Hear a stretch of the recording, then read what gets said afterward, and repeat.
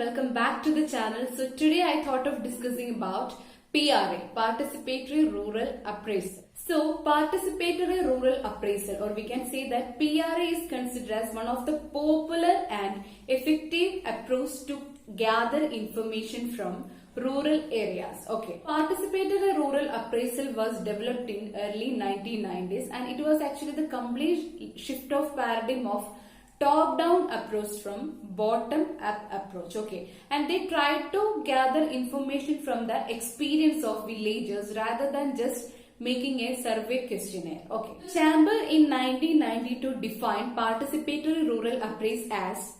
So he defined PRA as an approach and methods for learning about rural life and conditions from with and by rural people.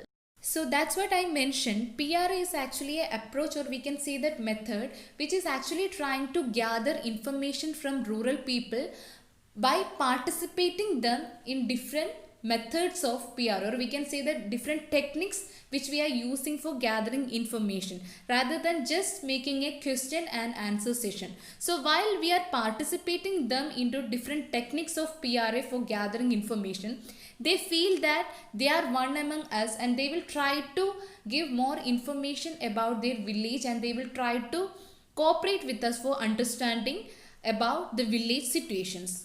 So there are certain principles for PRA. So first principle of PRA is considered as the principle of flexibility. Second principle is principle of participation. One principle of systematic, and after that principle of teamwork. And last principle is principle of optimal ignorance. So now we can discuss techniques of PRA. Okay.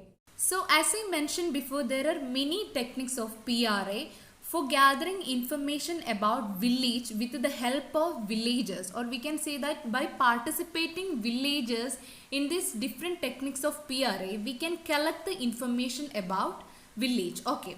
So there are many categories for these techniques of PRA like diagramming, interviewing, and preference ranking, mapping and modeling. So first we are going to discuss about diagramming. Under that, transact work. Okay, so transacts are observatory work to study the natural resources, topography, indigenous technology, soils and vegetation, farming practices, problems and opportunities, and these are done with a group of villagers either following a particular course, cross country, or covering the areas.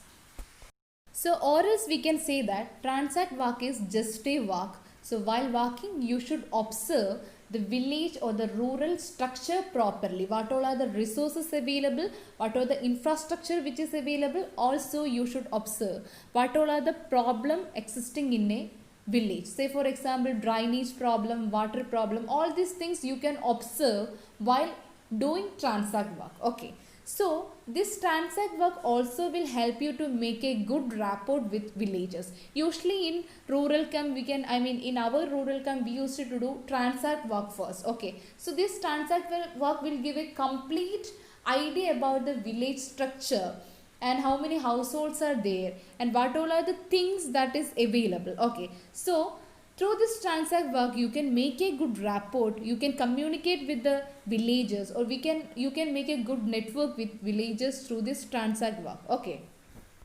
second PRA technique under diagramming is seasonal calendar.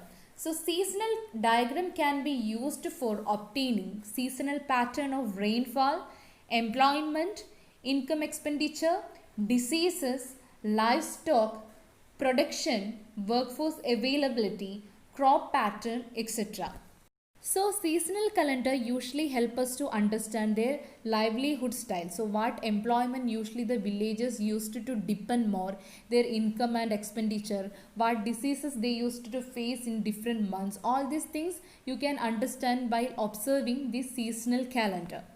So here I just included one example. I think it's visible for you. So here they mark like rainfall and agriculture operation. So now we can just check how they mark this agriculture operation of this particular village in different months. Okay, so January these villagers used to cultivate red gram. So moving on to February it's ragi, and March also they used to cultivate ragi, and April it is ploughing. Okay, so from January to December they marked which all are the food grain they used to cultivate, okay, in different months. So while making a seasonal calendar, you will be in a position to understand what all are the food grain and vegetables they used to cultivate, and what all are the crops actually they used to depend, usually farmer depend for their livelihood. Okay, the third technique under diagramming is Venn diagram, and it is used to depict key institutions, organizations and individuals and their relationship with the local community or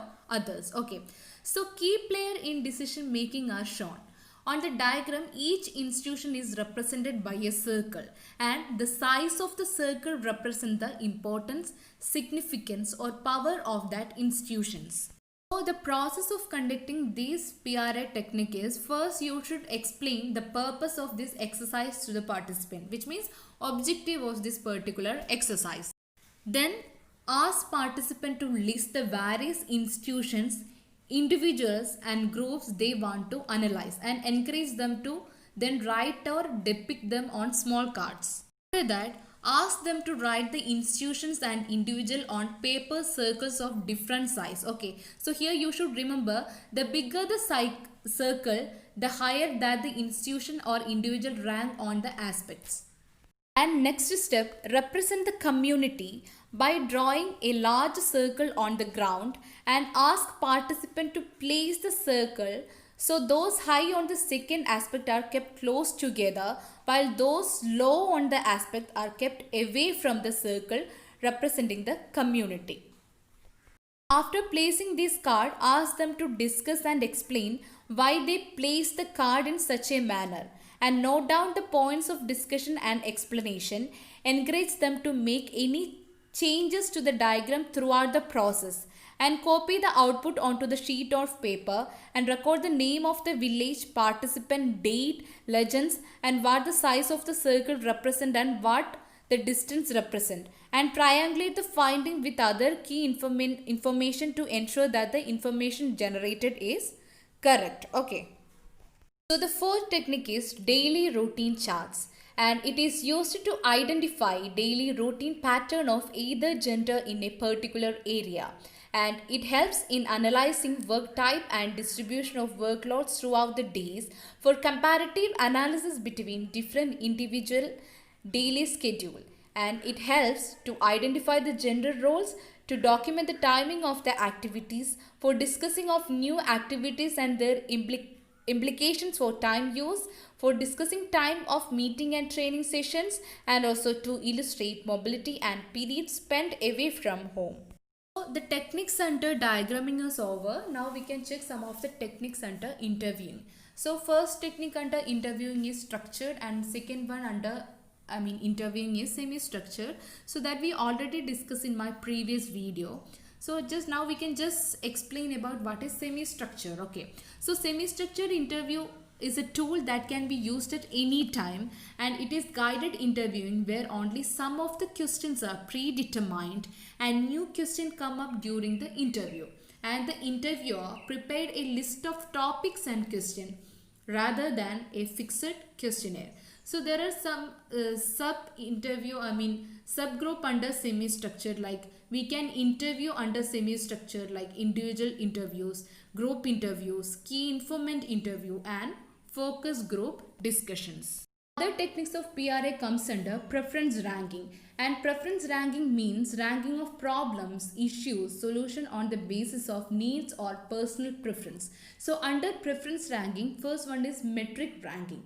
So the main objective here is to prioritize the issue at hand, such as it allows to see individuals and group priorities, and can also be applied on the uneducated and illiterate group in a community. And second one, proportional peeling.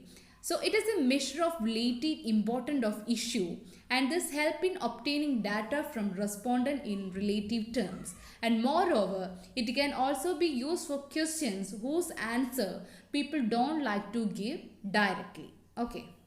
So the last category of PRA technique is mapping and modeling. The making of maps that depicts condition and environment of the area is called mapping, and it increases the know-how of the natives about their surroundings and the physical future of the area. So under mapping and modeling, first one is social maps, and which consist of household information such as population density, social classes, land uses, etc. Second one, resource maps, so which shows resources of the areas like soil, water, minerals, etc. And third one, topical maps. It contains information about physical features of the areas, crops grown in the area, population and infrastructure facilities present in the areas. So in this particular example, you can find how they mark the areas like soil, water, minerals, crops and like city malls. They marked all the infrastructure resources that are available in the community. Okay. So these all are the important points for today's class. Remaining important concept from community organization I will explain while I am discussing about the previous year questionnaire. Okay, and I will upload the next video on Friday only. And thank you so much for watching my video. If you like the content, please subscribe, share and like. And if you have any doubts, you can mail me on my mail ID, or else you can comment me in this video below. Thank you so much.